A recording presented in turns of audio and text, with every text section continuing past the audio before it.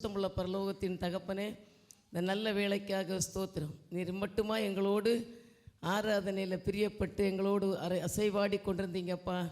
இப்பொழுது உம்முடைய வார்த்தைகள் மூலம் நீர் எங்களோடு இடைப்பட்டு பேசும். இயேசுவின் மூலம் ஜெபங்களும் பிதாவே, ஆமென்.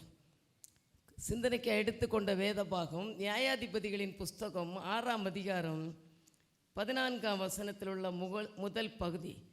அப்பொழுது கர்த்தர் அவனை நோக்கி பார்த்து, உனக்கு இருக்கிற இந்த பலத்தோடே போ. இது நம்ம அடிக்கடி கேட்ட மெசேஜ். ஆண்டவர் சொல்லார் கிதியோனை பார்த்து, நியாயாதிபதிகளின் புஸ்தகம் 6ஆம் அதிகாரம் 14ஆம் வசனத்தில், உனக்கு இருக்கிற இந்த பலத்தோடு போ. எக்ஸ்ட்ரா பலம் எல்லாம் கேட்காத, இருக்குது. உனக்கு என்ன தேவையோ அந்த பலம் உனக்கிட்ட இருக்கிறது. இப்போ இவங்களுக்கு பாருங்களேன், இஸ்ரவேல் மக்களுக்கு மீதியானியர்கள் வந்து இஸ்ரவேல் மக்கள் தப்பு பண்ணுறதுனால அவங்க மீதியானியர் கையில் ஆண்டவர் ஒப்பு கொடுத்துருவார், பிசாசு கையில் ஒப்பு கொடுத்துருவார், எதிராளிக்கு கையில் ஒப்பு கொடுத்து இஸ்ரவேல் மக்கள் தோற்று போவாங்க. இவங்க எல்லாம் பயிர் செய்கிறத வந்து அவங்க அழிச்சிட்டு போடுவாங்க, கஷ்டப்படுத்துவாங்க. அப்படி அவங்க ரொம்ப கஷ்டப்பட்டு ஒரு முன்னேற்றமும் இல்லாத நேரத்தில் தான், சோர்ந்து போகிற நேரத்தில் தான் கிதியோனை பார்த்து ஆண்டவர் சொல்கிறாரு, பராக்கிரமசாலியே, கர்த்தர் உன்னோட இருக்கிறார். எப்படியாவது இந்த மக்கள் கஷ்டப்படுறாங்க, அழுகுறாங்க, அவங்களுக்கு எல்லாமே நஷ்டம் ஆகுது. ஏன் இதெல்லாம் வந்துச்சுன்னா ஆண்டவரை விட்டு தூரம் போயிடுறாங்க.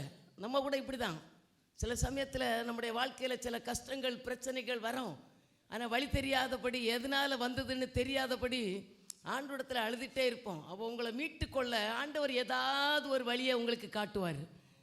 நிறைய ஜபங்கள் நடக்குது, நிறைய பாஸ்டிங் ப்ரேயர், நிறைய காரியங்கள், ஏதாவது ஒரு வார்த்தை வருது. இல்லை நீங்களே சில சமயத்தில் உட்காந்து ஜோம் பண்ணுறீங்க, உபவாசம் எடுக்கிறீங்க, ஏதாவது ஒரு வழியை காட்டி உங்களை விடுதலையாக்க ஆண்டவர் விரும்பி இந்த கிதியோனிடத்தில் சொல்கிறாரு, பராக்கிரமசாலியே, கர்த்தர் உன்னோட இருக்கிறார். ஆனால் சொல்ல, என் ஆண்டவர் என் கூட இருந்தால் எனக்கு ஏன் இதெல்லாம் நடக்குது? இன்றைக்கி நீங்கள் கூட அப்படி தான் சொல்லுவீங்க, ஆண்டவர் என் கூட இருந்தால் எனக்கு ஏன் இந்த சம்பவிக்குது, இந்த மாதிரி கஷ்டங்கள் எல்லாம் வருது, மீதியானியர் வந்து எங்களை அழிச்சிடுறாங்க, எங்கள் பிரயாசத்தை சாப்பிட்றாங்க, எவ்வளவோ கஷ்டப்படுறேன். ஆனால் ஆண்டவர் சொல்கிறார், அப்போ கிதியோனிடத்தில், போப்பா, அவனை அழிக்க வேண்டிய பலன் உன்னிட்ட இருக்குது, உனக்கு எக்ஸ்ட்ரா ஃபிட்டிங்ஸ் எல்லாம் தேவையில்லை, நீ ரொம்ப என்ன உபவாசம் எல்லாம் எடுக்காண்டாம், மீதியானரை அழிக்க வேண்டிய பலன் உங்ககிட்ட இருக்குது, இருக்கிற பலம் போதும். நம்ம நிறைய பேர் கேட்குறோம், பிள்ளைகள் படிக்கிற பிள்ளைகள் எல்லாம் ஆண்டவர் எனக்கு, என் ஷெல்டன் கூட சொல்லியிருப்பான், நீங்கள் என்ன, நாங்கள் அந்த காலத்தில் படிக்க சமயத்தில் எங்களுடைய கெப்பாசிட்டிக்கு பக்கத்தில் செபாஸ்டியன் ஸ்கூல் தான் இருந்துச்சு, வேலைக்கு போனோம், அந்த இடத்துல கொண்டு நாங்கள் படிக்க வச்சோம். இவன் காலேஜுக்கு போயிட்டு வெளிநாட்டுக்கெல்லாம் படிக்க போகும்போது எங்களை திட்டுவோம், நீங்கள் எல்லா பசங்களும் எப்படி இல்லாமல் அவங்க பேரண்ட்ஸ் படிக்க வச்சுருக்கிறாங்க, நீங்கள் எங்களை என்ன ஸ்டாண்டர்டில் படிக்க வச்சிங்கன்னு கேள்வி கேட்பான்.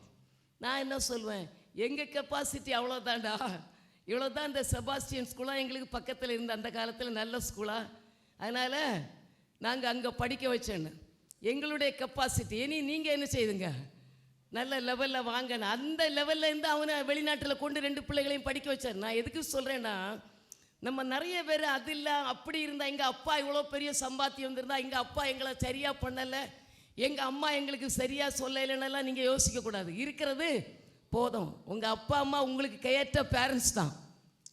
நிறைய பேர் சொல்லுவீங்க, எனக்கு ஆண்டவர் கொடுத்த மனைவி சரியில்லைன்னு. கொடுத்த மனைவி கரெக்ட் தான். இருக்கிற மனைவியோட சந்தோஷமாக இருங்க. உங்கள் குடும்பத்தை நடத்த உங்களுக்கு தேவையான காரியத்தை அவங்க மூலம் திருப்தி அடைஞ்சிடுங்க. இதை கட்டினா அப்படி இருக்கா, அதை கட்டினா, அதான் சொல்ல, அந்த இதையும் அப்படி தான் சொல்லிப்பேன். இருக்கிறத போதாப்பா, இதிலே திருப்தி அடைஞ்சிக்க. எக்ஸ்ட்ரா ஃபிட்டிங்ஸு, அதை ஜோடிக்கணும் இதை ஜோடிக்கணும்னு எல்லாம் யாரும் என்ன செய்யாதுங்க, யோசிக்கவே செய்யாதுங்க. உங்களுக்கு என்ன தேவையோ, இவனுங்களுக்கு இப்போ மீதியானியரை வீழ்த்தணும், மீதியானியரை முறியடிக்கணும், அதற்கு வேண்டிய பலம், அதற்கு வேண்டிய ஆட்கள், யுத்தத்துக்கு வேண்டிய தளவாடங்கள் எல்லாம் உங்ககிட்ட இருக்கிறது போதும். நமக்கு சில சமயத்தில் இருக்கிறதெல்லாம் விட்டுட்டு எங்கேயோ பறப்போம், அங்கங்கே அதை பண்ணணும் இதை பண்ணணும், இருக்கிறதெல்லாம் எனக்கு செய்யாது, நமக்கு தெரியாது. உங்கள் கையில் இருக்கிறது உங்களுக்கு தெரியாது, உங்களுடைய வல்லமை உங்களுக்கு தெரியாது, நீங்கள் யார் என்பது உங்களுக்கே தெரியாது. முதல்ல நீங்கள் உங்களே நம்ப மாட்டீங்க, அது ஒரு நிர்பந்தமான சூழ்நிலை. உங்களை நீங்கள் நம்புங்க, அடுத்தவங்களை நம்புவீங்க, மற்ற உங்களை என்ன செய்ய மாட்டீங்க. என்னால் இது சொல்லுங்கள், என்னால் இது முடியும். அப்படி உங்களை நீங்கள் முதல்ல நம்புங்க, விசுவாசிங்க. உங்கள் பிள்ளைகளை நம்புங்க, உங்கள் புருஷனை நம்புங்க, உங்கள் மனைவியை நம்புங்க, உங்களுடைய வேலையை நம்புங்க, உங்களுடைய பலத்தை நம்புங்க. ஆண்டவர் சதான் சொல்ல, உனக்கிட்ட நம்மகிட்ட இருக்கிறதெல்லாம் ஒன்றுமே இல்லை, எனக்கு என்ன ஆண்டவர் செஞ்சார், என்ன ஆண்டவர் இப்படி படைச்சி வச்சுட்டாரு, ஒரு ஞானம் இல்லை, அப்பப்போ நான் என்ன செஞ்சிடறேன், விழுந்துடுறேன், பலம் இல்லை, புத்தி இல்லை, முட்டாளாக இருக்கிறேன், என்ன கடவுள் இப்படி தான் படைச்சி வச்சிருக்கிறான்னு கடவுள் மேலே குறை சொல்லிட்டு எதுக்கு நான் வாழ்ந்துன்னு எல்லாம் என்ன செய்யாதுங்க, குறை சொல்லவே சொல்லாதுங்க. கடவுள் எல்லா ஞானமும் உங்களுக்கு என்ன படிக்கிற பிள்ளைகளுக்கு மெடிக்கல் படிக்கணுமோ அதுக்கு வேண்டிய ஞானம் உங்ககிட்ட இருக்குது. நீங்கள் ஆண்டவர் இருக்கிற பலம் போதும். எக்ஸ்ட்ரா எல்லாம் இனி அம்மாவை அப்பாவை சொல்லி கஷ்டப்படுத்த வேண்டிய தேவையே இல்லை. யாரை நொந்து போகுதுங்க, போதும், இருக்கிறது எனக்கு போதும், ஆண்டவர் கொடுத்தது போதும், ஆண்டவர் கொடுத்த குடும்பம் போதும், ஆண்டவர் கொடுத்த வருமானம் எனக்கு போதும் அப்படின்னு ஒரு திருப்தியாக இருந்தீங்கன்னா தான் உங்களுடைய வாழ்க்கையில் ஆசீர்வாதத்தை பெற்றுக்கொள்ள முடியும். இவன் பாருங்களா, கழகா 300 பேரால் மீதியானர் வீழ்த்திட்டான் கிதியோன்.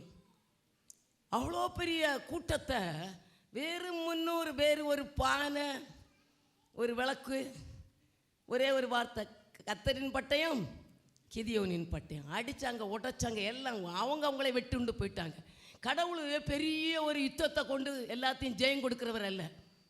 அவருக்கு ஒரு துரும்ப கொண்டு கூட எடுத்து உங்களுடைய காரியத்தை நிறைவேற்ற முடியும்.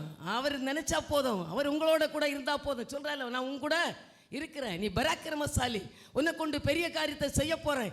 நீங்கள் நான் எனக்கு இருக்கு, என்ன இருக்குது, என் குடும்பம் என்ன இருக்குது, என் வருமானம் என்னது, என் சொத்து என்னது, என் அழகு என்னது, என் அந்தஸ்து என்னது, நானே இப்படி இருக்கிறேன், இதெல்லாம் எனக்கு என்ன இல்லை, தகுதி இல்லை, இந்த காரியத்தை நடத்த எனக்கு தகுதி இல்லை, எனக்கு இந்த சொந்த வீடு நடக்குமா, என்னால் கட்ட முடியுமா, என் பிள்ளைகளுடைய காரியத்தை திருமணத்தை என்னால் இருக்கிற பணத்தில் செய்ய முடியுமா, ஆண்டு இருக்கிற பணம் போதும், எக்ஸ்ட்ரா கேட்காத, எல்லாம் உங்ககிட்ட இருக்குது, தேவையானதெல்லாம் இருக்கிற ஞானம் போதும், இருக்கிற படிப்பு போதும், இருக்கிற அழகு போதும், எக்ஸ்ட்ரா எல்லாம் என்ன செய்யாதுங்க. உனக்கு என்ன தேவையோ அதுக்கு தேவையான காரியத்தை உங்களுக்கு ஆண்டவர் தந்திருக்கிறாரு. அதை தான் அப்படி நீங்கள் இருந்தால் தான் இந்த உலகத்தில் வாழணும்னு தோணும். இல்லைன்னா அடுத்தவங்களையும் மற்றவங்களையும் உலகத்தின் காரியங்களையெல்லாம் பார்த்து கடவுள் மேலே நம்பிக்கையும் இருக்காது, சர்ச்சைக்கு வரணும்னு தோணாது, ஜோம் பண்ணணும்னு தோணாது, ஆண்டவர் மேலே வெறுப்பு தான் வரும். இருக்கிறதுல நம்ம என்ன செய்யணும், திருப்தி அடையணும். எனக்கு கொடுக்கப்பட்ட பிள்ளைகளுக்கு இருக்கிற அழகு போதும், அவங்க படிப்பு போதும். சிலர் குண்டாக இருக்கிறேன், நான் அவங்கள மாதிரி ஒல்லியாக இருந்தால் என்னோ செஞ்சுருப்பேன், இவங்கள மாதிரி வெள்ளையாக இருந்தால் நான் எதையோ செஞ்சுருப்பேன். ஒன்றும் செய்ய மாட்டீங்க, அப்படி தான் இருப்பீங்க. என்ன தந்தாலும் இருக்கிறதுல திருப்தியாக இருக்க தான் சொல்ல. உனக்கு இருக்கிற பலத்தோட போ, உனக்கு என்ன தேவையோ, எந்த இடத்துல போய் உனக்கு வேலைக்கு ஒரு அப்பாயின்மெண்ட் உனக்கு கொடுக்கணுமோ, எந்த இடத்துல உன்னை போஸ்டில் நிறுத்தணுமோ அதற்குள்ள ஞானம் உங்ககிட்ட இருக்குது. ஏன் சோர்ந்து போகிற, உன்னையே ஏன் தாழ்த்திடுற, போதும், கவலைப்படாத, நான் உன் கூட இருக்கிறேன். நம்ம கூட இருக்கிறவர் ஆண்டவர். அவங்கள்ட்ட நிறைய இருக்கும், பணம் இருக்கும், பொருள் இருக்கும், சொத்து இருக்கும், ஞானம் இருக்கும், படிப்பு இருக்கும், அந்தஸ்து இருக்கும், நல்ல உறவினர்கள் எல்லாம் இருப்பாங்க, ஹெல்ப் பண்ணவங்க இருப்பாங்க. உங்களுக்கு ஒருத்தரே இருக்க மாட்டாங்க. என்ன யார் நம்மளோட கூட இருக்கிறாரு? கர்த்தர். அப்படி தான் ஆண்டவர் இந்த மாதம் முழுசும் அப்படி தான் நீங்கள் ஓடணும்.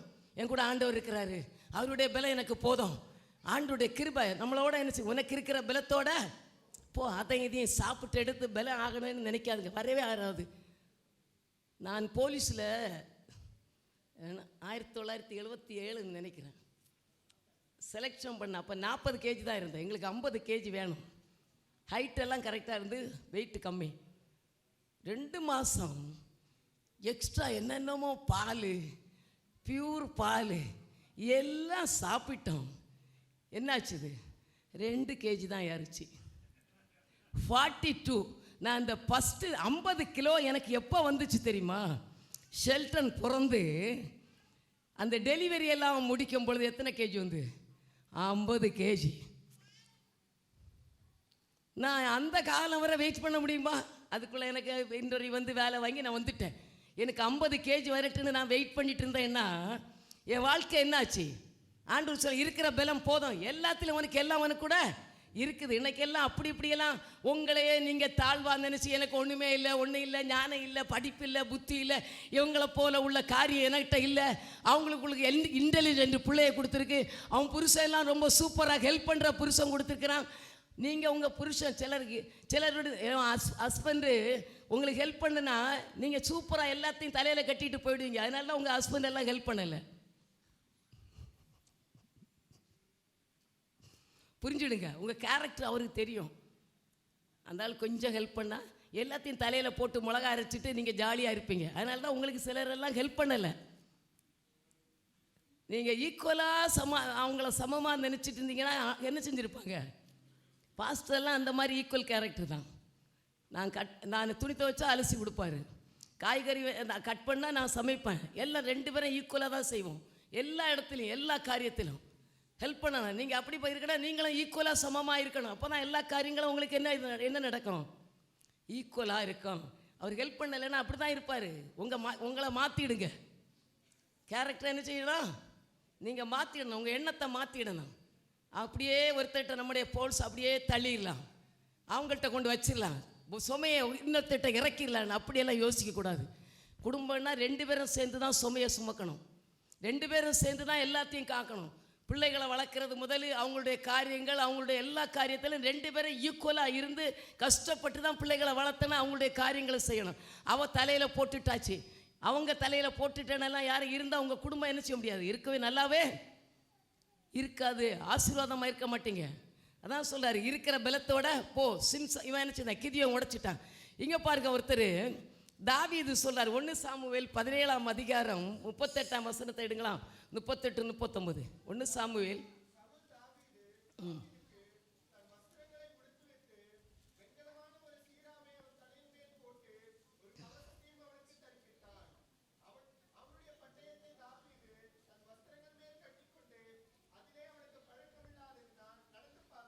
இங்கே பாருங்களா, 17, 37, 30. பின்னும் தாவீது என்னை ஆண்டவர் இஸ்ரவேல் மக்களுக்கு யார் எதிரியாக இருக்கிறது? கோலியாத். ஆண்டவர் தாவீதை கொண்டு தான் கோலியாத்தை வீழ்த்தணுன்னு தேவனுடைய திட்டம். சரியா? யாரை கொண்டு? கோலியாத்தை அபிஷேகம் பண்ணி வச்சிருக்கிறாரு. இதை இஸ்ரவேல் மக்களை மீட்க, இந்த கிதியோன ஆண்டவர் அன்னைக்கு இஸ்ரவேல் மக்களை மீட்க தெரிந்து கொண்ட மாதிரி இந்த பெலிஸ்தரிடத்திலிருந்து இஸ்ரவேல் மக்களை மீட்க தாவீது ஆண்டவர் தெரிந்து கொண்டு அவனை அபிஷேகம் பண்ணுறாரு. யுத்தத்துக்கு போகிறதுக்கு ரெடி பண்ணுறாரு.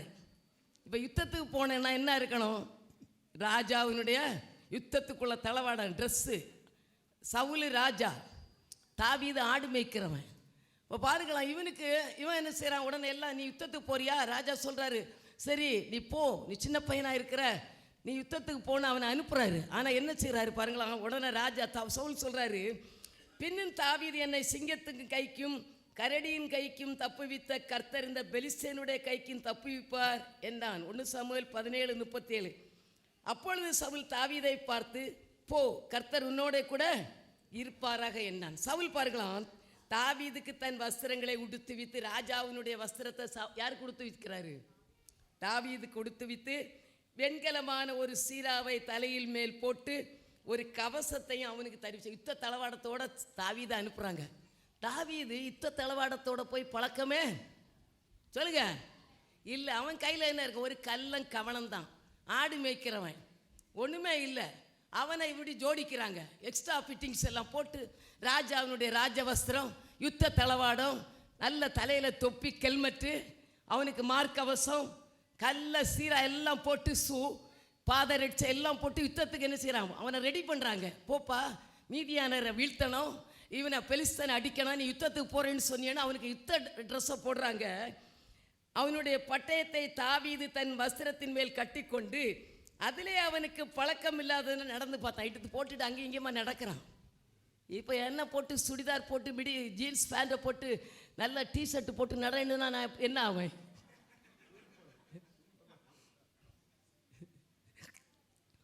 அப்படிதான் தாவீதை சொல்கிறாங்க. அவன் ஒரு குறிமண்டை கட்டிட்டு அப்படி என்ன செய்வாங்க, ஆடு மேய்க்க போன ஒரு கோலையும் தூக்கிட்டு போனவன். நான் இப்போ யுத்த ராஜாவினுடைய ஸ்தானத்தில் வந்துட்டேன், ராஜா யுத்தத்தில் தோத்துட்டாருன்னு ஒரு ஹெட்லைட் கொள்ளலை தாவீது. இன்னைக்கு நிறைய பேர் அப்படி தான், சூழ்நிலைகள் மாறினுடனே மாறிடுறோம். எந்த நிலைமையில நம்ம யாராக தான் இருக்கணும் சொல்லுங்க? நானாக தான் இருக்கணும், நீங்களாக தான் இருக்கணும். உயரலாம், பதவிகள் வரலாம், போஸ்ட் வரலாம். அப்பாவுக்கு பிள்ளை யாரு? பிள்ளை தான். அது பெரிய ஐஏஎஸ் ஆக முடியாது, பெரிய டாக்டர். பொண்ணு எனக்கு டாக்டர் ஆக முடியாது, என் பையன் எனக்கு பெரிய பேங்க் மேனேஜர் ஆக முடியாது. எனக்கு அவன் யார் தான்? பையன் தான். அது எனக்கு பொண்ணு தான். பாஸ்டர் எனக்கு ஹஸ்பண்டு தான். இந்த லெவலில் தான் நம்ம வாழணும். இங்கே என்ன பண்ணுறான் பாரு, இவன் போட்டு பழக்கு அப்படி நடந்து அங்கேயும் இங்கேயுமா சுற்றி பார்க்குறான். அவனால் என்ன முடியலை. ஐயையோ, இந்த எக்ஸ்ட்ரா ஃபிட்டிங்ஸ் எல்லாம் எனக்கு என்ன ஆகலை, செட் ஆகலை. தாவீது அங்கேயும் இங்கேயுமா உலாவுறான், யுத்தத்துக்கு போகலாம் அடிக்கலான்னு. அவனுக்கு அது ஜெயம் கொடுக்காது. எக்ஸ்ட்ரா ஃபிட்டிங்ஸ் உங்களுடைய வாழ்க்கையில் உங்களை உயர்த்தாது. நம்ம நினைக்கிறோம் எதையோது ஜோடிச்சு நம்ம பெரிய ஆள் ஆகலைன்னு யோசித்து அதெல்லாம் ஒன்று நினச்சி அது வாய்க்காது. உங்களுடைய கிருபை, ஆண்டவருடைய வல்லமை உங்களிடத்துல இருக்கு, அதுதான் உங்களுக்கு யூஸ் ஆகுமே தவிர எக்ஸ்ட்ரா ஃபிட்டிங்ஸு, எக்ஸ்ட்ரா நடிப்பு, எக்ஸ்ட்ரா ஸ்டைலு, பேச்செல்லாம் ஒன்றுக்குமே நினச்சி அது வேலைக்கே ஆகாது. ஏட்டு சொரக்காய் காய் என்னது கறிக்கு உதவாது, அது ஏட்டு சொரக்காய் தான். என்ன சொல்றாரு, வஸ்திரங்களை கட்டிக்கொண்டு அதிலே அவனுக்கு பழக்கம் இல்லாத நடந்து பார்த்தான். அப்பொழுது தாவீது சவுலை நோக்கி, நான் இவைகளை போட்டு கொண்டு போகக்கூடாது, இந்த அப்பியாசம் எனக்கு இல்லை என்று சொல்லி அவைகளை களைந்து போட்டேன். இந்த மாதிரி பழக்கம், இந்த மாதிரி ட்ரெஸ் உடுத்து நான் பழக்கம் இல்லை. நான் வேஷ்டி சட்டை தான் போடுவேன். வேஷ்டி சட்டை போடுறவங்கள்ட்ட பேண்ட்டை போட்டு நட, நான் அவங்களுக்கு என்ன செய்யாது, பிடிக்கவே வெளியே போகும். இந்த ஷியனா இருக்கிறா, அவளுக்கு நிறைய ஃப்ராக்கெல்லாம் சின்ன வயசில் அவங்களுக்கு சர்ச்சில் கொடுத்தது, அவங்க சர்ச்சில் நிறைய கொடுத்தாங்க, அது போடவே போடாது. இப்போ எங்கே இருக்கிறா, இங்கே உட்காந்துருக்கலாம். இப்போ 3.5 வயசுக்கு அப்புறம் அந்த 1 வயசில் உள்ள ஃப்ராக்கெல்லாம் கேட்குறா. அப்போல்லாம் என்னச்சு, அது போடவே போட்டு பார்த்தா அப்படி தூக்கி வச்சுட்டு ஒரே அழுகான் தூக்கி கலத்தி போட்டுருவான். அவளுக்கு இப்போ தான் அதை போடக்கு ஒரு ஏஜ், அதன் மேலே ஒரு விருப்பம் வந்திருக்கு ஃப்ராக்கு போட. இல்லைன்னா சின்ன அந்த வெஸ்டர்ன் ட்ரெஸ் தான் போட அது விரும்பும். இப்போ அவளுக்கு ஃப்ராக்கு. இந்த தாவீது சொல்கிறா, இவனுக்கிட்ட இந்த எல்லாத்தையும் போட்டான சீச்சை, இந்த அப்பியாசம் எனக்கெல்லாம் லாய்க்கப்படவே படாது, இந்த ட்ரெஸ் எனக்கு போதாது, நான் சும்மா எல்லாத்தையும் தூக்கி போட்டுட்டு பாருங்களாம். தன் தடியை கையிலே பிடித்து கொண்டு என்ன செய்கிறான், யுத்தத்துக்கு போகிறான். எப்படி போகிறான், அவன் கையில் இருக்கிறது என்னது, தடி. உங்களுக்கு என்ன இருக்குது, உங்கள் பேச்சு ஸ்டைல் எல்லாம் மாற்றாதுங்க. நீங்கள் அப்படியே தான் இருக்கணும். எவ்வளோ தான் ஆனாலும், எவ்வளோ படித்தாலும். உங்கள் குடும்பத்தில் போயிட்டு ஒருத்தன் வெளிநாட்டில் போய் படிச்சுட்டு வந்தான், இங்கிலீஷ் படிச்சுட்டு வந்தான். அம்மா சால்ட்டு கொடுங்க. சால்ட்டுன்னா தாயார் என்னென்னோ தூக்கி கொடுக்குது. அம்மாவுக்கு என்ன செய்யாது, சால்ட்டுன்னா உப்புன்னு தெரியாது, சால்ட் இல்லைன்னு. இதே மாதிரி எக்ஸ்ட்ரா ஃபிட்டிங்ஸ் எல்லாம் என்ன செய்யாது, நீங்கள் தங்குற இடத்துல வழக்கங்களுக்கு எதிராட்டு நம்ம செயல்படும் பொழுது நிறைய பேர் அப்படியெல்லாம் மாறிடுவீங்க. அதெல்லாம் மாற்றாதுங்க. அதெல்லாம் என்ன செய்யாது, விலைக்கு மதிக்கவே மாட்டாங்க, யாரும் மதிக்க மாட்டாங்க. நீங்கள் எக்ஸ்ட்ரா, நீங்கள் நம்மளாக தான் என்ன செய்யணும், இருக்கணும். ஒரு காகம் என்ன செஞ்சிச்சு, அதுக்கு மயிலை பார்த்தோன்னா ரொம்ப சந்தோஷம். மயிலுக்கு பீடி எல்லாம் தூக்கி அதுக்கு முதுகில் வச்சுட்டு ஒன்றொன்னா சொறி அதுக்கு வாலில் சொருவிட்டு வந்து மயில் கூட்டத்தில் போய் சொல்லிச்சுது, ஐயா நான் தான் என்னது தலைவன். காக்கா கூட்டத்தில் போச்சு, நான் தான் உங்களுக்கெல்லாம் தலைவன். பாருங்களா, எனக்கு இறக்க வித்தியாசமாக இருக்குது. நான் காக்கா இல்லை, எல்லாரும் நான் என்ன சொல்கிறேன்னு அதை தான் நீங்கள் என்ன செய்யணும், கேட்கணும். இந்த காக்காக்களுக்கெல்லாம் ஒரு சந்தேகம், உடம்பை பார்த்தா காக்கா, வாலில் மட்டும் பூட்ட மயில் பீட்ட, இதனுடைய ஒரிஜினாலிட்டியை நம்ம என்ன செய்யணும், கண்டுபிடிக்கணும்னு எல்லா காக்கா கூட்டமும் சேர்ந்து கான்னு கத்துச்சு. இந்த காக்காவை என்ன செஞ்சு சொல்லிச்சு, மயில் மாதிரியே கத்துச்சு, கான்னு இதான் கத்துச்சு.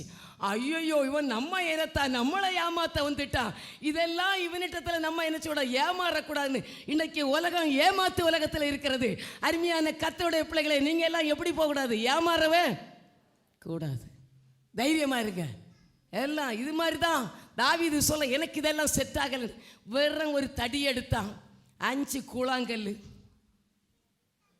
யோசித்து பாருங்களாம், நம்மகிட்ட இருக்கிறது தேவ பலன். தேவன் கூட இருக்கிறாரு, உங்களோட ஆண்டவர் கூட இருந்தால் போதும். 5000 ரூபாய். என் ஃப்ரெண்டு ஒருத்தவங்க பிள்ளைங்க 5000 ரூபாய்க்கு சிவசுப்பிரமணியன் நாடார் காலேஜில் பையன் படித்தான். அவங்க இப்போ சீஃப் இன்ஜினியராக இருந்தாங்க. 5000 ரூபாய்க்கு தான் அவங்க அந்த காலத்தில் ஃபீஸ் கட்டினாங்க. எவ்வளவு, எஸ்எஸ்என் காலேஜில் பையனை அப்படியே அட்மிஷன் பண்ணாங்க. எனக்கு நெதர்லாண்டில் சூப்பராக இருக்கான்.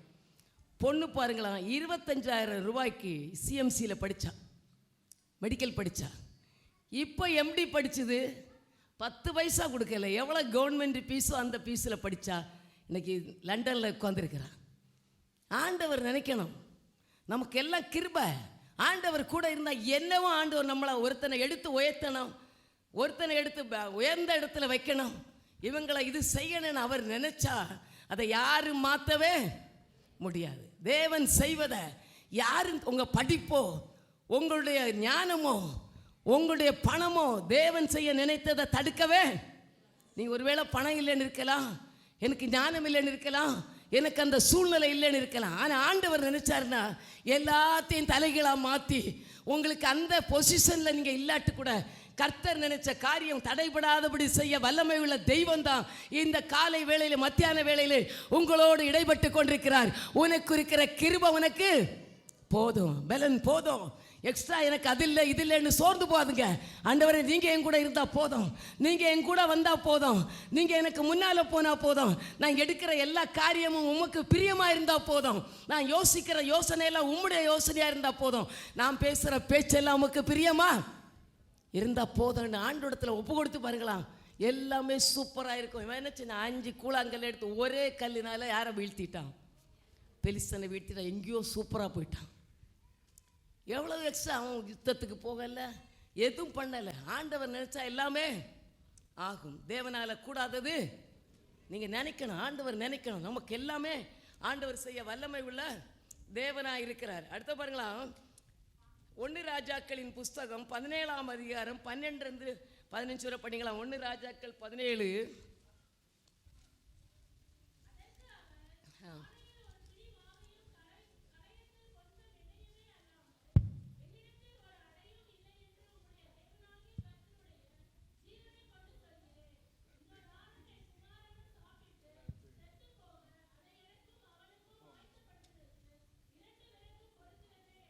பாருங்களேன், இங்கே என்ன இருக்கு?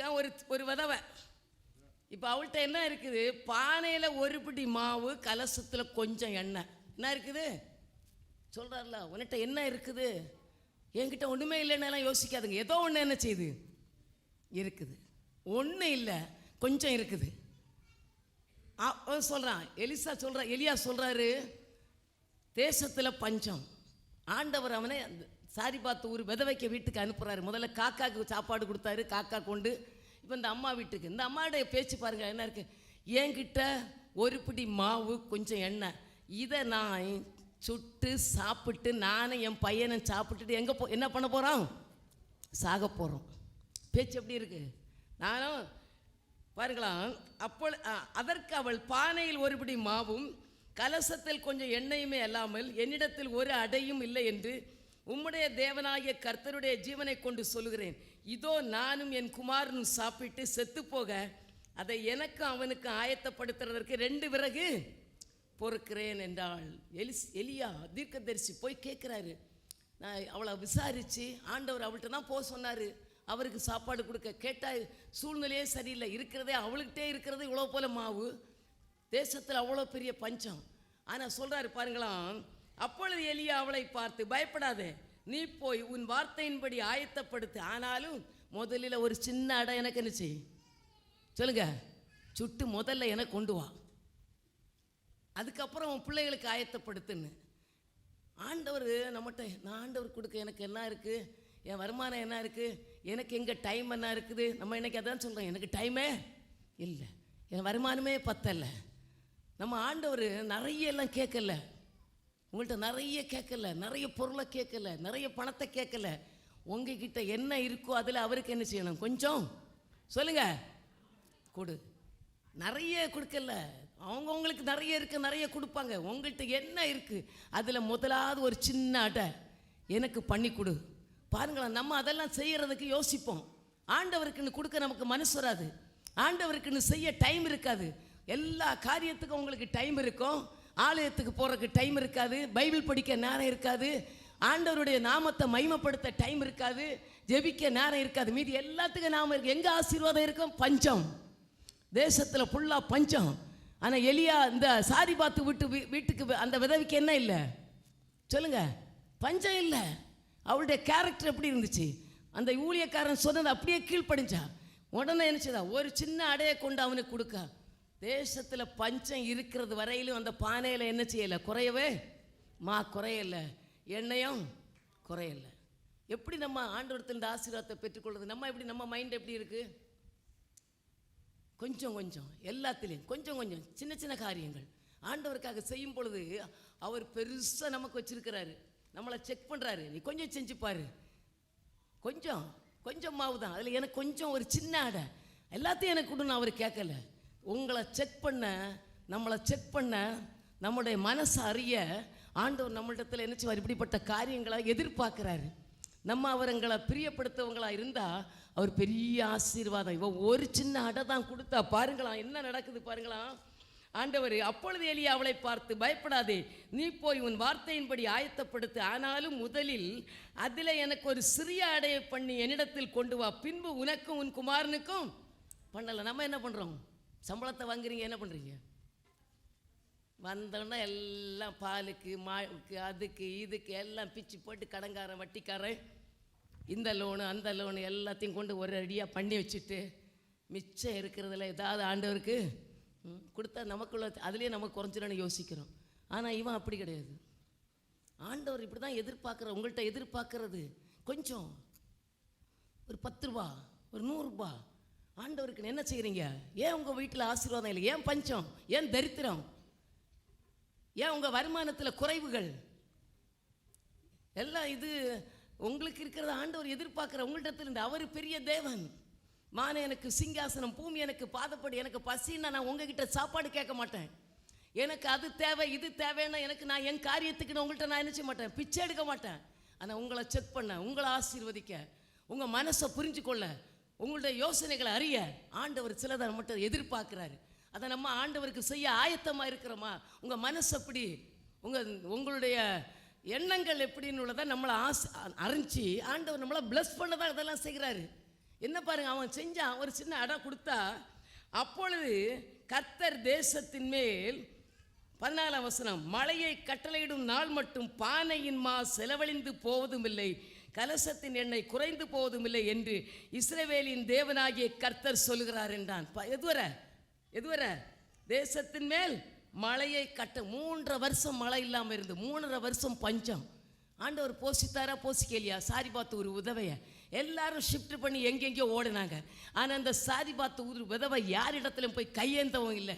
அவளுக்கு வேண்டிய காரியத்தை ஆண்டவர் அவள் வீட்டுக்குள்ளே வைத்து அவளுடைய அந்த மாவையும் எண்ணெயும் ஆசீர்வதித்து அவளை என்ன செய்தார்? பஞ்சகாலம் முழுவதும் அவளுடைய குடும்பத்தை போஷித்தார். நமக்கு ஒரு இன்னைக்கு 1ஆம் தேதி, எத்தனை பேர் 5ஆம் தேதி கேட்டால் கூட இங்கே கடன் அடுத்து என்ன பண்ணலான்னு பார்ப்போம். யோசித்து பாருங்களா, ஏன் நம்மளுடைய வாழ்க்கையில் ஆசீர்வாதம் இல்லை? கொஞ்சம் செக் பண்ணுங்க. வாழ்க்கையில் நிறைய காரியத்தில் உங்களை கொஞ்சம் டைம் ஆண்டவருக்குன்னு செலவு பண்ணுங்க. ஆண்டவருடைய நாமத்துக்காக கொஞ்சம் நேரத்தை கொடுத்து பாருங்க. உங்கள் வாழ்க்கையில் நிறைய இடத்துல ஆண்டவர் உங்களுடைய வாழ்க்கையில் உயர்வை கட்டளையிடுவார், ஆசீர்வாதத்தை கட்டளையிடுவார். நம்ம ஆண்டவருக்கு அந்த மனசு வர மாட்டேன்னு சொல்லுது. எல்லா காரியத்திலும் ஆண்டவருக்கு நாமத்தை மகிமைப்படுத்துகிற காரியத்தில் சொல்கிறார்ல, கொஞ்சம் பலம் இருக்குது போதும், நிறைய வேண்டாம், உனக்கு டைமே இல்லைன்னு எனக்கு தெரியும், நீ ரொம்ப பிஸி, ஆனாலும் நீ என் காரியத்தில் என்னுடைய நாமத்தை எவ்வளோ தூரம் மகிமைப்படுத்துறதை எதிர்பார்க்குறாரு நம்ம இடத்துல. அதனால் நம்ம ஆண்டோடைய பிள்ளைகள் நம்ம இதெல்லாம் ஏன் சொல்கிறேன்னா, நீங்கள் உங்கள் வாழ்க்கையில் இதெல்லாம் அபியாசப்படுத்துங்க, கொஞ்சம் நடைமுறைக்கு கொண்டு வாருங்க.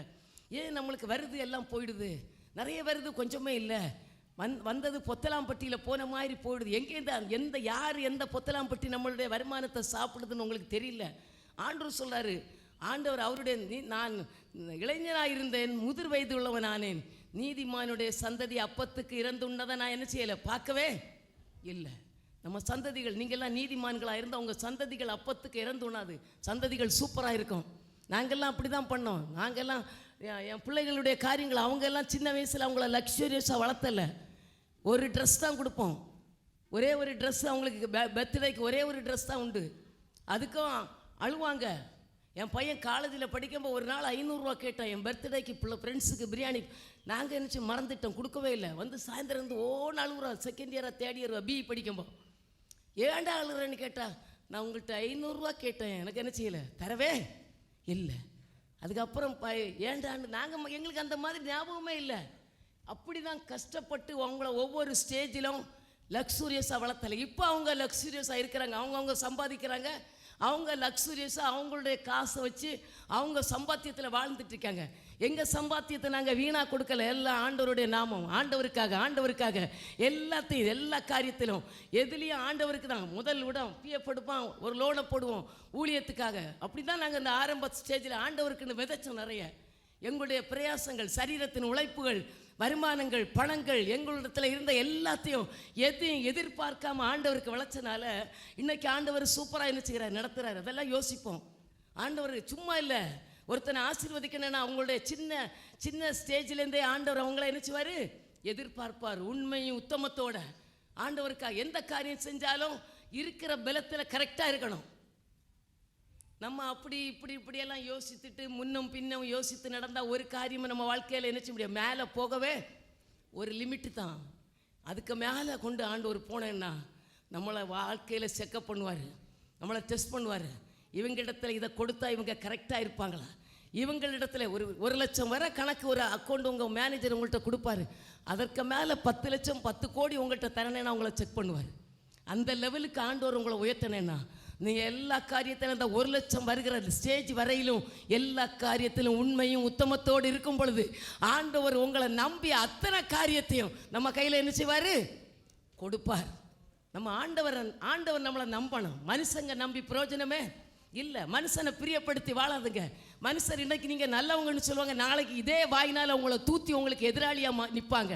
ஆனால் ஆண்டவர் அப்படி இல்லை. எப்போ எந்த நேரமும் என் பையனை பற்றி எனக்கு நல்லா தெரியும், என் மகளை எனக்கு தெரியும், நீ ஒருத்தரை எனக்கு என் பிள்ளைக்கு சர்டிஃபிகேட் கொடுக்க வேண்டிய தேவையில்லைன்னு யார் நம்மளை குறித்து சொல்லுவா, ஆண்டவர் சொல்லணும். உலகத்தை அவங்க நண்பர்களெல்லாம் முதல்ல நல்லா சொல்லுவாங்க, உங்களை புகழ்ந்து பேசுவாங்க. 2 பேரும் ஜாயின் பண்ணிகிட்டு இருக்கும்போது உங்களுக்குள்ள ஏதாவது ஒரு மிஸ் அண்டர்ஸ்டாண்டிங்கில் ஒரு சண்டை வரட்டு, அத்தனை காரியத்தை உங்களை விட்டு வெளியே தூத்தி விட்டுருவாங்க. இதுதான் மனுஷர்கள். இதான் மனுஷனுடைய காரியம். நீங்கள் ஆண்டவரை நம்புங்க, ஆண்டவருக்குன்னு எழும்புங்க, ஆண்டவருக்காக செயல்படுங்க, ஆண்டவருடைய பாதத்தில் நிறைய நேரங்களை உட்காருங்க. எந்த ஒரு ஆட்கள்கிட்டையும் போய் உட்காராதுங்க, எந்த ஒரு மனுஷனுக்கு முன்னாலே ரொம்ப நேரம் உட்காராதுங்க, யாருடைய முகத்தையும் பிரியப்படுத்தணுன்னு நீங்கள் வாழாதுங்க, கர்த்தரை பிரியப்படுத்த வாழுங்க. ஆண்டவர் உங்களை எல்லா மக்களும் பிரியப்படுங்கிற ஒரு பாத்திரமாக அவர் உங்களை மாற்றுவார். நீங்கள் கர்த்தரை பிரியப்படுத்தணுன்னு வாழ்ந்தா உங்களை எல்லாரும் பார்த்து இது எனக்கு பிரியமான மகன், இது என்னுடைய பிரியமான மகள், இது என்னுடைய நேசகுமாரன். இயேசு அப்படிதான் ஆண்டவர் சொன்னார், இவர் என்னுடைய நேசகுமாரன், இவரில் பிரியமாக இருக்கிறேன். இயேசு எல்லாம் பிதாவின் சத்தத்துக்கு எல்லா காரியத்தையும் கீழ்ப்படிஞ்சார். ஒன்று கூட அவருடைய வார்த்தைக்கு எதிர்த்து நிற்கவே இல்லை. அதனால சொன்னார், இது என்னுடைய நேசகுமாரன், இது என்னுடைய நேச மகள், நான் விரும்புகிற மகள், என்னால் முத்தரிக்கப்பட்ட மகள். இவனை நான் ஆசீர்வதிக்கணும், இவனை நான் உயர்த்தி நான் அழகு பார்க்கணும்.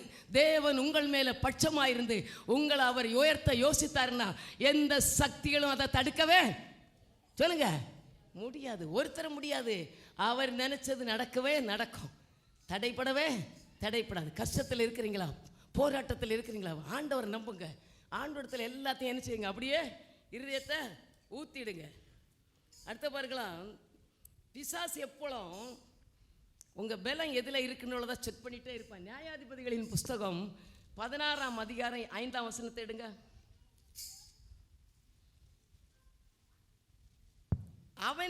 அவளிடத்துக்கு பெலிஸ்தரின் அதிபதிகள் போய் 16:5, நீ அவனை நயம் பண்ணி அவனுடைய மகாபலம் எதினாலே உண்டாயிருக்கிறது என்றும் நாங்கள் அவனை கட்டி சிறுமைப்படுத்துறதற்கு எதனாலே அவனை மேற்கொள்ளலாம் என்றும் அறிந்து கொள். அப்பொழுது நாங்கள் ஒவ்வொருவரும் 1100 வெள்ளிக்காசு உனக்கு கொடுப்போம் என்றார்கள். இப்போ சிம்சோனுக்குள்ள ஒரு தனியான பலம் இருக்குது. இப்போ பாருங்களா, சில படிக்கிற பிள்ளைகள் சூப்பராக இருக்கும். அதுங்க ஒரே புக்கை தான் படிப்பாங்க, ஆனால் அவங்கள்ட்ட எக்ஸ்ட்ரா பாயிண்ட்ஸ் எல்லாம் அவங்களுக்கு சுயமாட்டே என்ன இருக்கும், சில எக்ஸ்ட்ரா ஞானங்கள் தானே உண்டு. நான் ஆஃபீஸில் இருக்கும்போது என் கூட ஒரு பியூன் பையன் இருப்பான். அவன் 10th ஃபெயில் தான். ஆனால் யாராவது ரிட்டையர் ஆகிட்டாங்கன்னா ஒரு கவிதை சூப்பராக எழுதிட்டு வந்துடுவான். அதை அவனை ஓனாக எழுதிடுவான். இவனுக்கு இந்த ஞானம் எங்கேருந்து வந்தது, அவனுக்கு அது ஒரு கிஃப்ட்டு. 10th அவன் பாஸ் பண்ண முடியலை, பாஸ் பண்ணி ப்ரொமோஷன் வாங்க முடியலை. ஆனால் அவனுக்கு எந்த ஒருத்தரை குறித்த ஒரு கவிதை டக்குன்னு என்ன செஞ்சிருவான், எழுதுகிற ஞானம் அவனுக்கு அந்த தியானத்தை கத்தர் கொடுத்துருக்காரு. புரியுதா? இப்போ சிம்சோனுக்கு ஒரு பலம், அவனுக்கு என்ன இருக்குது, அவனுக்கு ஜட முடிதான் அவனுக்கு பலம். என்ன பலம்? சிலருக்கு பேச்சு திறமை உண்டு, சரியா? சிலர் சிரிச்சே மயக்கிடுவாங்க, புரியுதா? இதெல்லாம் ஒருத்தருக்கு பலம். சில குழந்தைங்க அதுங்க அடிச்ச போன உடனே சிரிச்சிடும், சிலது எதிர்த்து நிற்கும், புரியுதா? சிலது அப்பா ஒவ்வொருத்தருக்கும் என்ன இருக்குது, ஒரு பலம். சிம்சோனுக்கு பலம் அவனுடைய அவனை என்ன அவனுக்கு முடிய என்ன செய்யலை, கட் பண்ணல, அவனுக்கு அந்த முடியில் பலம் இருக்கு. அப்போ அந்த பலத்தை பிடுங்கணும். அதை யாரை அனுப்புகிறாங்க? ஒரு பொம்பளைய. அதான் நீதிமொழிகள் 31:3 எடுத்து படிங்க. நீதிமொழிகள் 31:3.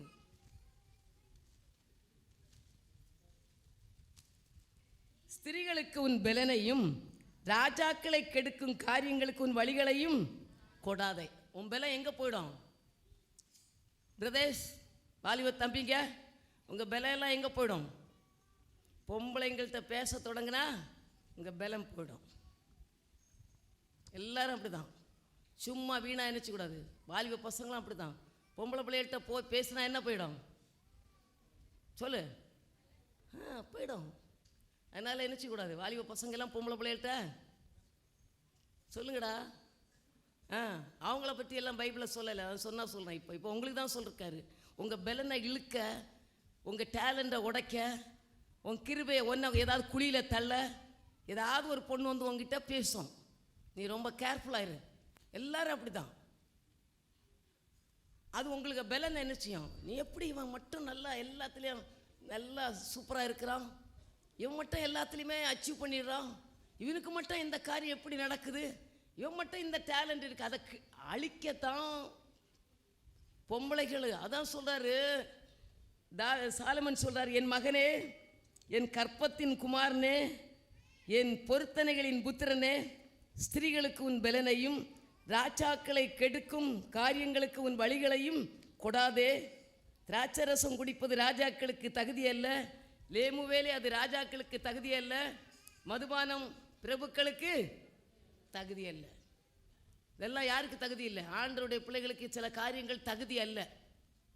இதெல்லாம் நம்ம ஒதுக்கிடணும். இது எனக்கு தகுதி அல்ல, இந்த மாதிரி ட்ரெஸ் எனக்கு தகுதி அல்ல, இந்த மாதிரி கேரக்டர் எனக்கு தகுதி இல்லை, இந்த கூட்டத்தோடு சேர்றது எனக்கு தகுதி இல்லை. என்னுடைய தகுதி வேற, நான் ஆண்டவருடைய பிள்ளை, நான் இருக்க வேண்டிய இடம் வேற, என்னுடைய பார்வை வேற, என்னுடைய ஸ்டைல் வேற, என்னுடைய நடக்க வேற, என்னுடைய பிள்ளைகளை வளர்த்த வேண்டிய ஸ்டைல் வேற. நான் இவங்கள மாதிரி வளர்த்த மாட்டேன். என் பிள்ளை எனக்கு ஆண்டவருடைய பிரியத்தின்படி என் பிள்ளைகள் வளரணும். என் குடும்பம் வித்தியாசமாக இருக்கணும், எங்களுடைய ஸ்டைல் வேறன்னு நீங்கள் அந்த மாதிரி எங்கேயும் கொண்டு உங்கள் பலனை இழுந்துடக்கூடாது. சிம்சோன் இடத்துல கேட்குறாங்க, உன் பலம் எங்கேன்னு.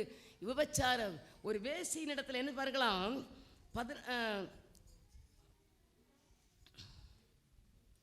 சிம்சோன் அவர்களுக்கு ஒரு 17 படிங்கப்பா. நியாயாதிபதிகள் 16:5 பெலிஸ்தரின் அதிபதிகள் போய் நீ அவனை நயம் பண்ணி. எப்படி பண்ணணுமா? எப்படி? உன் பலம் எங்கே இருக்குன்னு நிறைய பேர் வந்து கேட்பாங்க. எப்படிப்பா நீ நல்ல டேலண்டாக இருக்கிற, உனக்கு மட்டும் இந்த காரியம் எப்படி வாய்க்குதுன்னு உங்களிடத்துல இருந்துட்டு உங்கள் வழிகளை கேட்டுட்டு அதே லைனில் அவங்க போவாங்க. நீங்கள் என்ன செய்வோம்? ஓப்பன் பண்ணிவிடுவீங்க, இருதயத்தை ஓப்பன் பண்ணி.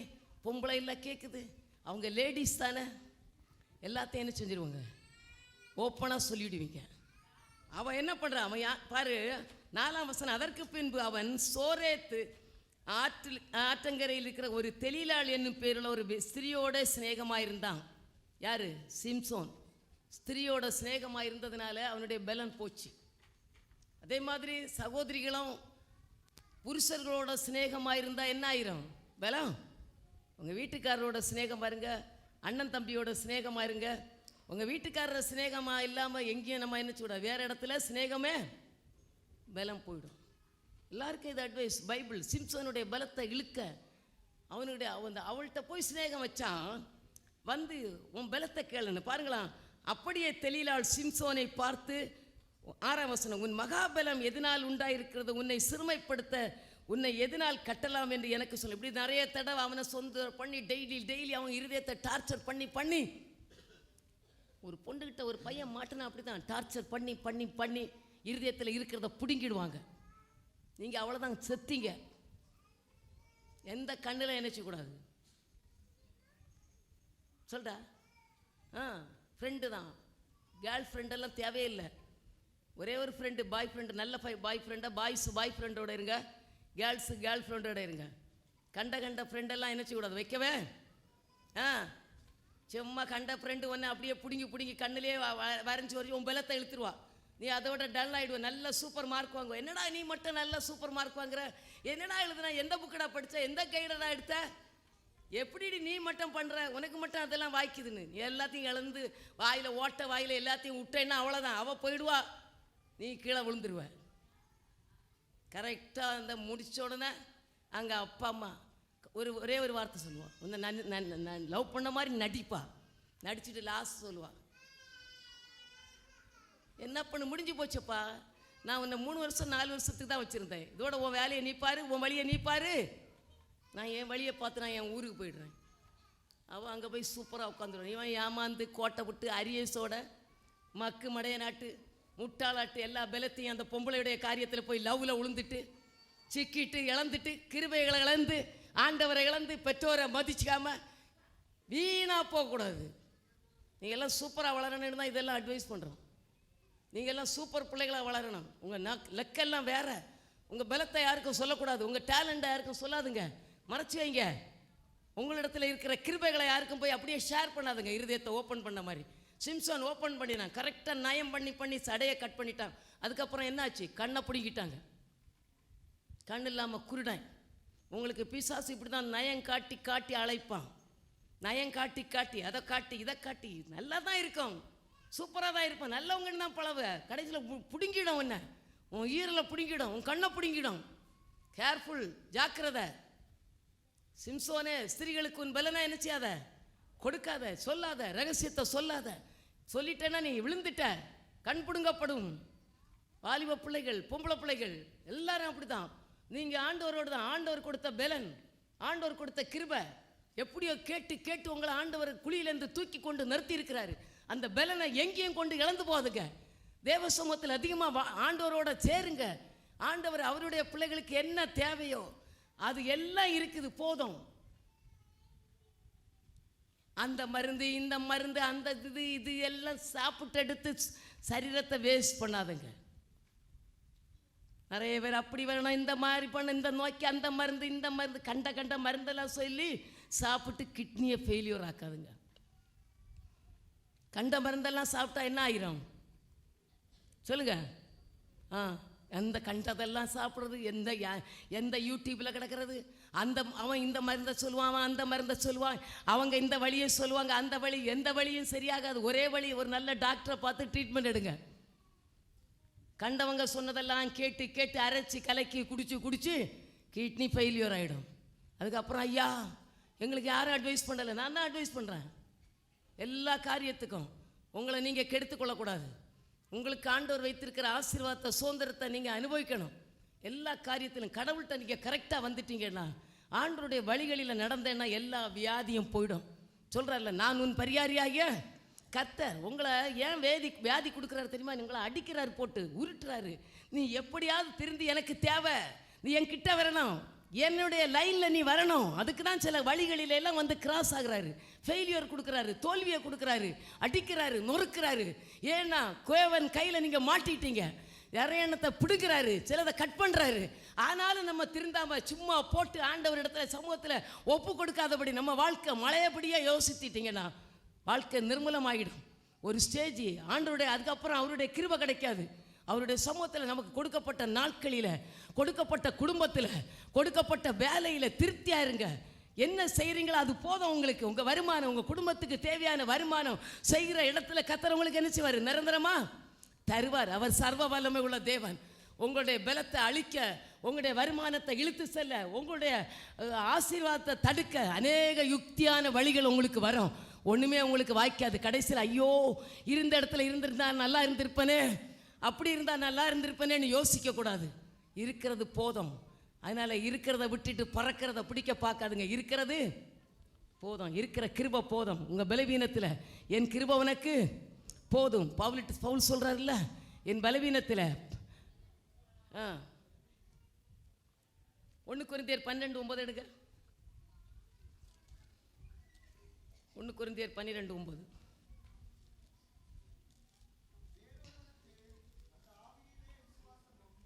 ஒன்று கொரிந்தியர் 2 கொரிந்தியர் 12:9.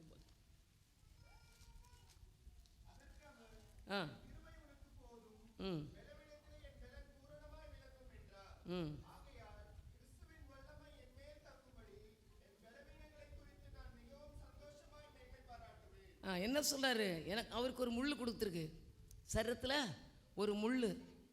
சில முள் இல்லைன்னா நீங்கள் என்ன செய்ய மாட்டீங்க, ஆண்டவரை விட்டு விலகிடுவீங்க. எல்லாருக்கும் ஒரு ஒரு முள் என்ன செய்யும், எல்லாருக்கும் இருக்குது. நீங்கள் கேட்டு பாருங்களா, சிலருக்கு உடம்புள்ளாக இருக்கும், சிலருக்கு கடந்த முள்ளாக இருக்கும், சிலருக்கு தேனி குட்டுற முள்ளாக இருக்கும், சிலருக்கு மீன் முள்ளாக இருக்கும், சிலருக்கு பாம்பு முள்ளை கொடுத்துருப்பாரு, சிலருக்கு விஷம் முள்ளை கொடுத்துருப்பாரு. ஏதாவது ஒரு முள் எல்லாருக்கும் என்ன செய்யுது இருக்குது. என்ன முள்ளை எடுத்தால் நான் சூப்பராகிடுவேன், இந்த பிரச்சனை எனக்கு போனால் நான் சூப்பராகிடுவேன், இந்த கால்களுக்கு எனக்கு பலன் தந்தால் நான் ஓடி ஓடி உழைச்சிருவேன், நிறைய காரியத்தை செஞ்சிருவேன், எனக்கு இதை தந்தால் அதை செஞ்சிருவேன். இப்படியெல்லாம் நீங்கள் செய்யாதுங்க. ஒரு முள் என்ன செஞ்சுருக்காரு, கொடுத்துருக்கிறாரு. அந்த முள்ளில் ஆண்டு சொல்லி ஜெபம் பண்ணுறாரு 3 தடவை. ஷெல்டன் அடிக்கடி சொல்லுவான் 3 தடவை. என்னென்ன எவ்வளோ காட்டினா 3 தடவை சாதாரண ஜெபம் இல்லை, பயங்கரமாக காத்திருந்து ஆண்டவர் இடத்துல இந்த முள்ளை எடுத்துறேன். ஆண்டவர் சொன்னார், ஏப்பா இந்த முள் இல்லைன்னா நீ என்ன விட்டு போயிடுவேன், இந்த முள் இல்லைன்னா சொல்லுங்க என்ன விட்டு போயிடுவேன், நீ இந்த முள் இருக்கிறனால என்கிட்ட வர, அதனால் நான் முள்ளை நான் நிரந்தரமாக எடுத்தா உன்னை பிசாசு அப்படியே கவிட்டு போயிடுவான். இந்த முள் இருக்கிறனால அவன் அந்த முள் அவன் வாயில் குத்தன்னு தான் உன்னை எடுக்கலை போதும், அதனால் உனக்கு அந்த முள் அது அப்படியே இருக்கட்டு. அது ஒருவேளை ஏதாவது ஒரு பலவீனமாக இருக்கலாம், ஏதாவது ஒரு கஷ்டமாக இருக்கலாம், ஏதாவது ஒரு சூழ்நிலை உங்களிடத்துல ஒரு வீக்னஸ் இருக்குது. அந்த வீக்னஸ் சொல்கிறாரு, அந்த வீக்னஸ் இருக்கட்டும் மகளை, ஏற்ற வேலை வரும். ஏன்னு நமக்கு தெரியாது, என்ன வீக்னஸ்னு உங்களுக்கே தெரியாது. ஆண்டவர் சொல்கிறாரு, அது என்னை விட்டு நீங்கும்படி நான் 3 தரம் கர்த்தரிடத்தில் வேண்டிக் கொண்டேன், அதற்கு அவர் என் கிருபை உனக்கு போதும். என்ன போதும், அந்த முள்ளில் உங்களுக்கு என்ன இருக்குது, ஆண்டவருடைய கிருபை. வலி இருக்கும், நீங்கள் ஆட்டோமேட்டிக்காக வேலைக்கு போயிட்டே இருப்பீங்க. உங்களுக்கு நிறைய பலவீனம் இருக்கும், ஆனால் எல்லா காரியத்தையும் நீங்கள் செய்வீங்க. எனக்கு நடக்க முடியாது, ஆனால் நடந்து நிறைய காரியத்தை செஞ்சுட்டே இருப்பீங்க. உங்களுக்கு டேலண்ட் இருக்காது, பேச்சு திறமையாக இருக்காது, ஆனால் செஞ்சுட்டே இருப்பீங்க. இங்கிலீஷ் பேச தெரியாது, ஆனால் இங்கிலீஷ் கிளாஸ் எடுப்பீங்க. உங்களுக்கு அப்படிப்பட்ட காரியத்தை யார் கொடுப்பா சொல்லுங்க, கர்த்தர். அதில் அவருடைய கிருபை அங்கே வரும். அவர் அந்த பலவீனம் இல்லைன்னா உங்களுக்கு கிருபை இருக்காது. ஆண்டவருடைய கிருபை எவ்வளோ தூரம் வேணுமோ அவ்வளோ தூரம், நீங்கள் எவ்வளோ தூரம் வீக்காகிறீங்களோ அவ்வளோ தூரம் கிருபை அவரிடத்துலேருந்து இறங்கி வரும், பரலோகத்திலேருந்து வரும்.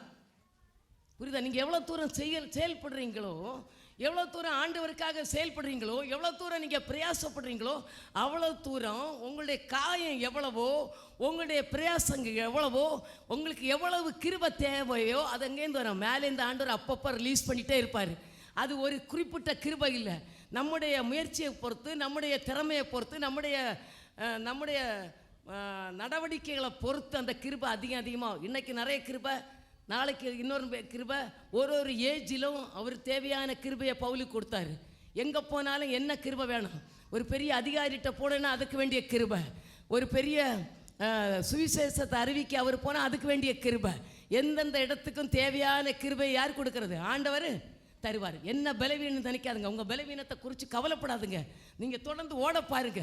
ஆண்டவருடைய கிருபை அந்தந்த இடத்துல வரும். நான் ஒன்றும் இல்லை, பலவீனம் எனக்கு ஒன்றுமே இல்லை, ஞானம் இல்லை, திக்குவாயன் மந்த நாவு. ஆண்டவர் விட்டாரா மோசைய? ஆரோனை கூட்டிகிட்டு போனார். ஆரோனை கூட்டிகிட்டு போனனால தான் அவனுக்கு வாழ்க்கையில் இடையூறு. கண்டுக்குட்டியை வச்சுட்டான். இன்னைக்கு இருக்கிற அந்த விக்கிரக ஆராதனை அவனை ஆரோனை ஆண்டவர் மோசையை தான் அழைச்சார். என்னால் இது முடியாதுன்னு சொல்லாதுங்க, உங்களால் முடியும். உனக்கு இருக்கிற பலத்தில் போ, அடுத்தவங்களிடத்துல பலத்தை பார்க்காத. அவங்களுக்கு அந்த டேலண்ட் இந்த டேலண்ட் அதெல்லாம் யோசித்து உனக்கு இருக்கிற பலத்தை நீ மட்டமாக எண்ணாத. உனக்கு தேவையான பலம் உன்னிடத்துல சொல்லுங்க. உனக்கு சொல்லிக் கொடுக்குற வாத்தியாரே போதும், அவர் சொல்லிக் கொடுக்குறத கவனமாக கேளு. டியூஷனில் அது போனால் அந்த டியூஷன் போனால் இந்த டியூஷன் இல்லை, ஒழுங்காக கிளாஸில் போய் கரெக்டாக கற்றுக்கோ. அந்த டியூஷனே உங்களுக்கு போதும், படிச்சிருக்கிற வாத்தியாரே போதும், இருக்கிற புக்கே போதும், எக்ஸ்ட்ரா ஒன்றும் தேவையில்லை. உங்களுக்கு வேண்டிய காரியத்தை கர்த்தர் நினைச்சுவார். ஏற்ற வேளையில் அதை செய்து உங்களுடைய பலவீனத்தில் அவருடைய கிருபை உங்களை தாங்கும். அதனால் ஆண்டவர் சொல்கிறாரு, இருக்கிற பலத்தோட போங்க. இந்த வார்த்தை எப்பொழுதும் உங்களுக்கு இருக்கணும். சொன்னாங்களே எனக்கு பலம் இல்லைன்னெல்லாம் யோசிக்காதுங்க. எல்லாத்துக்கும் வேண்டிய பலன் உங்கள் கையில் இருக்கிறது. அந்த வல்லமையை தந்திருக்கிறாரு. லக்க நோக்கி ஓடுங்க. கர்த்தர் தாமே இந்த வார்த்தைகளை ஆசீர்வதிப்பாராக.